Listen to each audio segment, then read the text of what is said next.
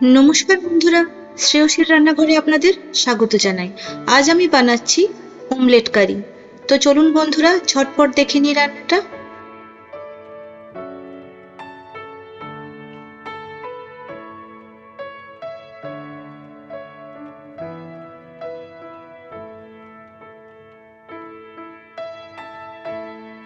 আমি এখানে 4টে আলু এরকম লম্বা লম্বা করে কেটে নিয়েছি, নুন আর হলুদ মাখিয়ে রেখে দিলাম।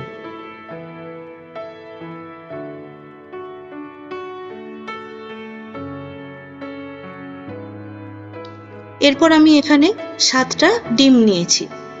ডিমের পরিমাণটা আপনারা যে যেরকম পারবেন দেখে নেবেন।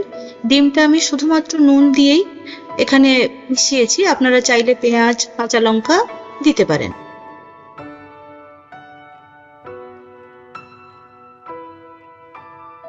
ভালো করে ডিমটা ফেটিয়ে নেব।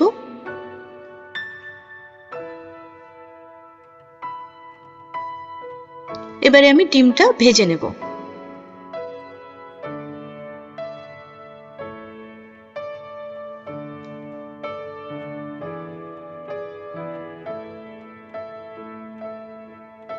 আপনারা যেরকম খুশি আকারে ডিম ভেজে নিতে পারেন।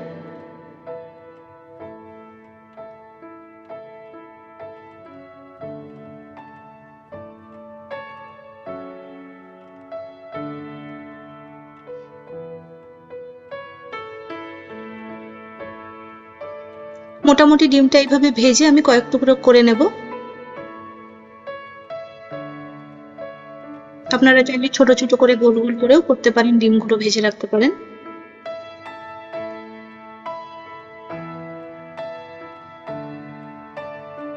মোটামুটি ডিমগুলো ভাজা হয়ে গেছে, আমি তুলে নিলাম।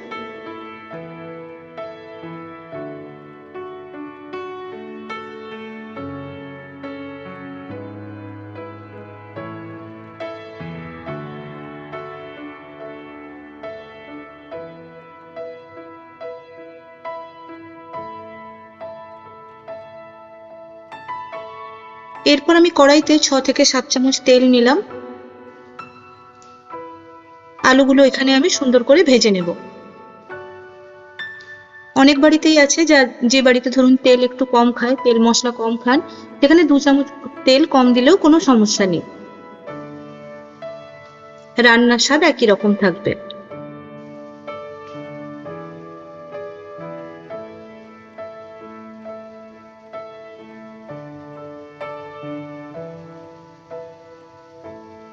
আলুগুলোকে খুব ভালো করে ভেজে নিয়েছি, এবার আমি আলুগুলোকে তুলে নেব।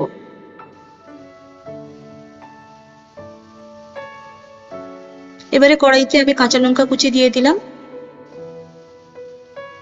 আর 2টো পেঁয়াজ কুচিয়ে দিয়ে দিয়েছি। এবারে সামান্য নুন দিয়ে আমি পেঁয়াজগুলো ভেজে নেব।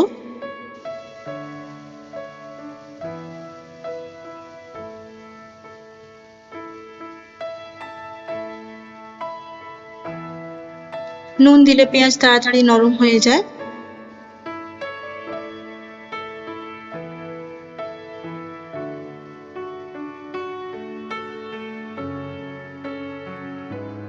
অনেকেই রান্নাতে একটু চিনি খান, তো চাইলে এই সময় একটু চিনিও দিয়ে দিতে পারেন।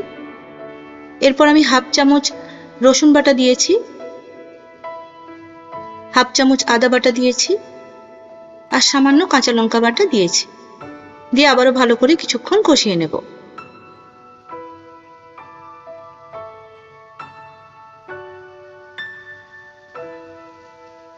কষানো হয়ে গেলে আমি 2টো টমেটো কুচিয়ে এখানে দিয়ে দিলাম।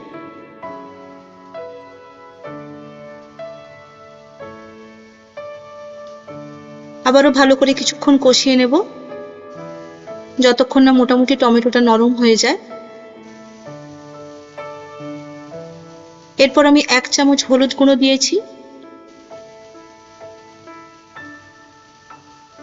1.5 চামচ মতো কাশ্মীরি মির্চ দিয়েছি। আপনারা যদি ঝাল খেতে চান তাহলে একটু ঝাল লঙ্কাও দিতে পারেন। দিয়ে ভালো করে কষিয়ে নেব। তলায় যদি লেগে যায় তাহলে একটু জল দিয়ে দেবেন।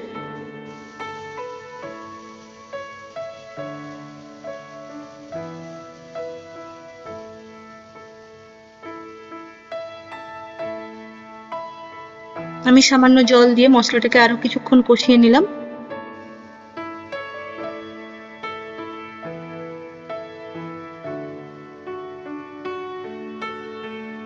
মশলা কষিয়ে নিয়ে যখন তেল ছেড়ে আসবে তখন আমি আলুগুলো দিয়ে দেব।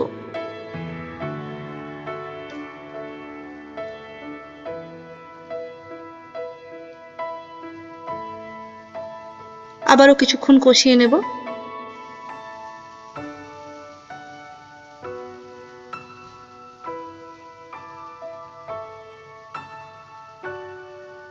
মোটামুটি কষা হয়ে গেছে, এবারে আমি পরিমাণ মতো জল দিয়ে দিলাম।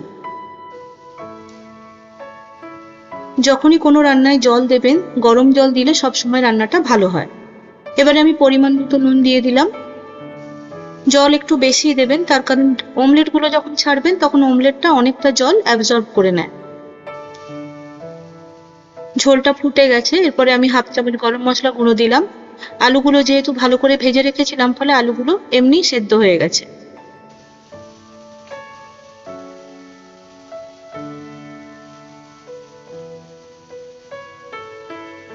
ঝোলটা ফুটে উঠলেই আমি অমলেট গুলো দিয়ে দেব। ঝোল কিন্তু ঘন হতে দেওয়া যাবে না। ব্যাস কিছুক্ষণ ফুটিয়ে নিলেই রেডি অমলেট কারি। গরম ভাতের সঙ্গে খেতে কিন্তু দারুণ লাগে। যদি আমার রান্নাটা আপনাদের ভালো লেগে থাকে তাহলে আমার চ্যানেলটা সাবস্ক্রাইব করতে ও ভিডিওটিতে একটি লাইক দিতে ভুলবেন না। একেবারে নতুন চ্যানেল, যদি সাথে থাকেন খুব খুশি হব। ধন্যবাদ।